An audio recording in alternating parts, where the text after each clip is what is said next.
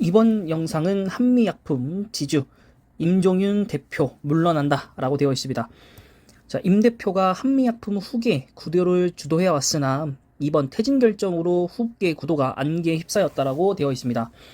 뭔가 잘못을 한 건지, 이런 일은 보통 이루어지지 않는데, 본인이 뭔가 그 회사 내에서 뭐 결정한 뭐가 있겠죠. 네, 송영숙 한미약품 그룹 회장과 전문 경영인 중심으로 진행이 된다고 하고요. 자녀들이 전면에 나설 기회를 엿보지 않겠냐라는 관측을 하면서 사실 좀 옆에서 부추기는 면도 있죠. 지분 경쟁을. 자, 그래서 한미사이언스 임기가 만료되는 임종윤 대표에 대한 재선임에 대한 안건이 없었기 때문에 대표직에서 물러나는 것으로 일단은 보이고 있고, 등기이사 역할로는 계속적으로 활동을 한다고 합니다. 자, 임 대표와 동생인 임주현, 그 다음에 임종은 한미약품 사장이 보유 중인 한미사이언스 지분이 크게 차이가 나지 않기 때문에 경영권 분쟁이 일어날 수도 있다라고 하고 있습니다. 자, 일단 송 회장이 11%를 들고 있고요. 그다음 임 대표가 7.88%입니다. 이것은 지난달 말에 시간 외로 매도를 하면서 지지율이 8%, 지분율이 8% 아래 떨어졌습니다. 근데 이제 임기도 얼마 안 남았고 잘 유지를 해도 이제 모자랄 판국에 지분을 8% 아래 떨어질 만큼 매도를 했다라는 것 자체가 이미 어느 정도 알고 행동을 한 게 아닌가 싶습니다.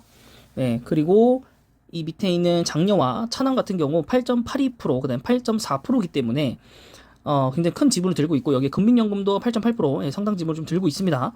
자, 여기에서 이제 기타 지분에서 이제 얼마큼을 이제 장려나 혹은 이 차남이 뺏어 오냐에 따라서 또 이제 송영숙이 누굴 밀어주냐에 따라 또 결정이 될 수도 있겠죠. 혹은 또 이 장남의 표가 어디로 가느냐, 또 나중에 대해서는 좀 기슈가 주목이 될 것 같기도 합니다. 자, 우선 사업회사인 한미약품에서는 사장으로 등기이사 지위를 유지한다고 합니다. 자, 사장의 임기는 2024년도 3월까지라고 했기 때문에 아직 2년이 남았습니다. 그 다음 유럽 한미의 현지화와 중국 사업 기반을 사회적 기업 모델로 구축하고 오픈 이노베이션을 통해서 글로벌 불평등 해소에 기여할 백신 등과 해외 연구 개발에 주력할 것으로 임 대표가 얘기가 되어 있습니다. 임 대표는 별도 회사인 분자 진단 기업 DXNVX의 최대 주주이고요. 사내 이사이기도 한다고 합니다. 오히려 이쪽에서 뭔가 이렇게 셀트리온 회장처럼 따로 나와서 이 회사를 상장시키고 혹은 스타트업으로 뭐 키워서 나중에는 한미약품하고 같이 협업을 할 수 있는 뭐 그렇게도 갈 수도 있을 것 같아요. 네, 그래서 뭔가 큰 미래를 그리고 지분을 시간으로 매도를 하면서 자금을 확보한 걸 수도 있다라고 봅니다. 본인이 뭔가 이루고 싶은 부분이 있기 때문에. 그리고 당연히 얘기가 됐겠죠. 팽당하는 게 아니면 얘기가 이미 됐을 겁니다.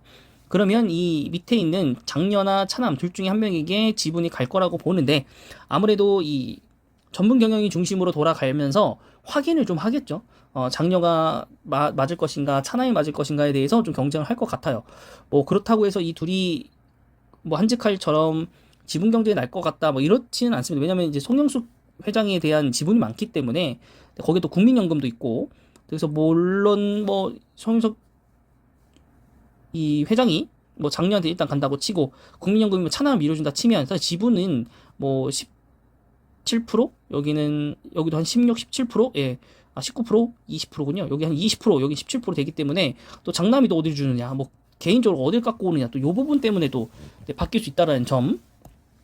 근데 과연 일단 일어날지도 궁금합니다. 일단은 일어난다면 사실 뭐 좀 시장에서는 왔다 갔다 좀 하겠죠. 지금 금호석화도 지금 계속적으로 조카가 배당을 늘려라, 뭐 자사주를 뭐 해야 된다, 뭐 이런 식으로 좀 얘기가 나오고 있는데, 일단 한번 또 같이 보도록 하겠습니다.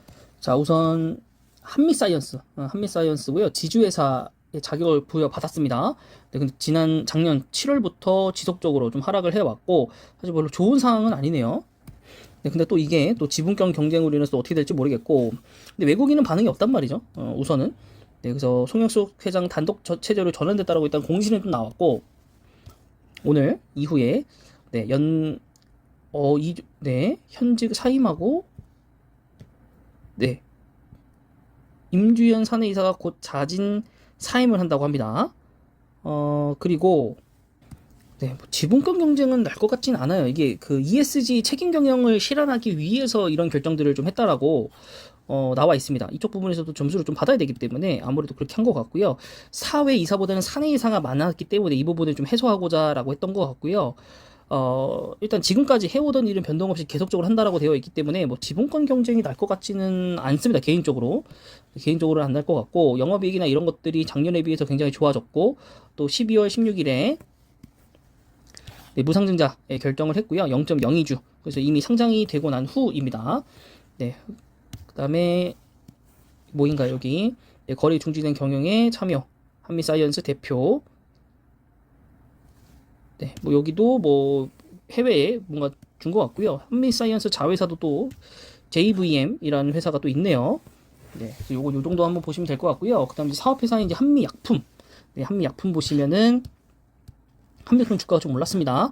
네, 한미사이언스 이외에 네, 3명이 갖고 있는데 네, 그렇게 큰 건 아닌 것 같고, 네, 신동국 뭐 롯데 사람인가요? 네, 어쨌든 네, 국민연금 갖고 있고, 네, 죄송합니다. 자, 한미약품을 보시면 2%, 2.5% 정도 올랐고요. 네, 일봉 주봉입니다. 월봉이고요. 네, 자, 한미사이언스 같은 경우에 지난번에도 한번 설명해 드렸던 거죠. 여기 파트너 스펙트럼 네, 이쪽하고 개발하고 있는 것들이 있기 때문에 또 그 부분에서 뭐 잘 될까 이런 식으로 제가 설명해 드렸었는데, 또 때 아닌 지분 경쟁으로 좀 비춰져서 주가가 갑자기 올라갈 수도 있어요. 그냥 두수 하나 던져놓고 뭐 간다 뭐 이런 식으로. 제가 볼 때는 지분 경쟁이 날 것 같지는 않기 때문에, 혹여 뭐 갖고 계신 분들 같은 경우에서도 지분 뭐 싸움 때문에 올라갔다라고 하시면 일단 절반 이상 매도를 좀 하셔야 될 것 같아요. 왜냐면 이게 어쨌든 정상적인 걸로 가는 게 아니고, 또 지분 경쟁을 정말 선언하지 않는 이상 안 갈 수도 있는 거기 때문에, 그럼 다시 도로 주가가 내려오기 때문에 들고 계시다가 괜히 수익이 안 내고 나오시는 것보다는 네, 수익이 좀 나시는 부분에서는 매도를 하시고 나오시기 바라고. 사실 지금 거의 뭐 경영권 분쟁이 나오고 있는 거는 금호석유죠. 사실 보시면 오늘 1% 떨어졌고요. 사실 주가 반등은 없는데 여기서 지속적으로 네, 금호석화 쪽에서 네, 뭐 공시 위반, 엄중 경고 뭐 이렇게 나와 있고, 또 여기서 금호석화 부진, 네, 배당과 자사주 정책 미흡하다 이렇게 하면서 얘기가 나오고 있기 때문에 또 괜찮지 않나라고 좀 생각을 하고 있고, 또 여기서 또 OCI 같은 경우, 네, OCI 같은 경우가 갑자기 수혜를 받을 수도 있는 부분이죠. 근데 OCI는 오늘 한 5% 정도 가량 떨어졌습니다. 네, 고점을 돌파를 하자마자 밀리고 그다음 오늘 또 떨어졌기 때문에 아쉬운 흐름이 지속적으로 나오고 있고, 오늘은 또 이제 쌍끌이 매도가 나왔기 때문에 사실 버틸 수 있는 힘은 좀 없었다고 봅니다. 네, 그래서 또 매도하지 못하고 또 내려오신 분들 같은 경우에는 좀 판단을 본인이 야무지게 좀 하셔야 될 것 같고요. 앞으로 뭐 태양광 뭐 수혜주 받는다라고 되어 있는데, 이거 정부 정책이 어떻게 할지 모르기 때문에 네, 또 BBB 법안이 통과가 이미 됐었어야 되는데, 이 러시아발 지정적 리스크가 언제 끝날지 모르기 때문에 또 그 부분에서 좀 아쉬운 결과가 나오면, 혹은 또 딜레이가 되고 또 하반기로 넘어가게 되면, 또 하반기는 수소 이제 사업의 영역이거든요. 그래서 그게 과연 어떻게 될지 네, 한번 두고 봐야 될 것 같습니다. 네, 이번 영상은 여기까지고요. 영상이 마음에 드셨다면 구독과 좋아요 그리고 댓글까지 부탁드릴게요.